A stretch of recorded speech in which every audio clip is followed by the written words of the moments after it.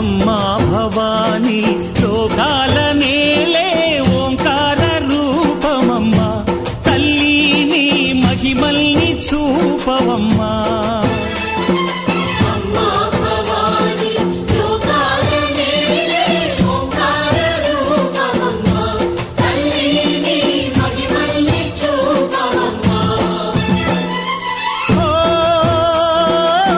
సృష్టికే దీపమా